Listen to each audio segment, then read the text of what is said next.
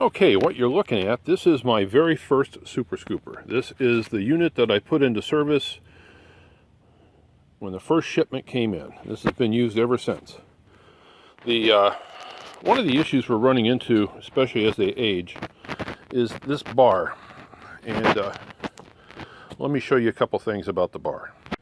So I've actually caught this a few times, so I've bent this out a little bit, and it's actually got a sort of a twist to it. Still works fine though, so that's not an issue. But the issue is that you run into is you get a little bend on this, especially if you're carrying a lot of weight in it, and that bar can actually bend, and then it'll start catching in here and not sliding all the way into the channel. So let me show you what we're doing with that.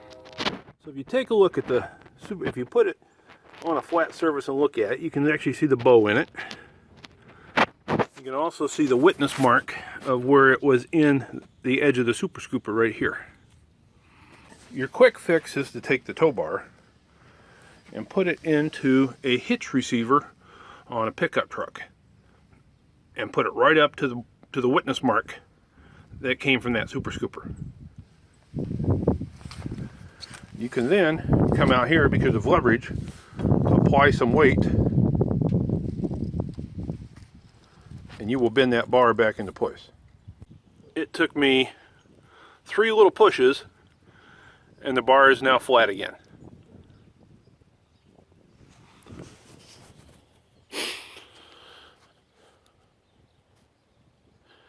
If you're having long-term issues where you bend the bar over and over again, it's not just a one-time event, and it comes from the amount of manure you're hauling, how much weight you've actually got in there. Let me show you another fix. So the other option I use, especially for those who are what I call power loaders, is I will actually take a chop saw or a hacksaw, you can use a hacksaw, and I will cut this off right where it is stressed going in and out of the scooper. And I'll take, roughly 12, 13 inches off of it. At that point, I take it and I put a brand new hole in it, and then I deburr the end of it, and then it fits right back in the scooper, and you have less chance of bending it. And I'll explain that to you next. So if you look at it now in the new hole, you only have 16, 18 inches actually sticking out now. So you've got a lot less leverage going on that weight, going on that metal to try to bend it. So once you've decreased the amount of length of that towing bar, you've decreased the opportunity to bend it.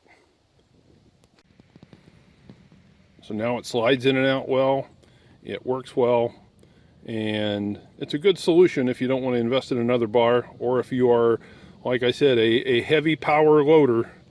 That's what you're going to end up with.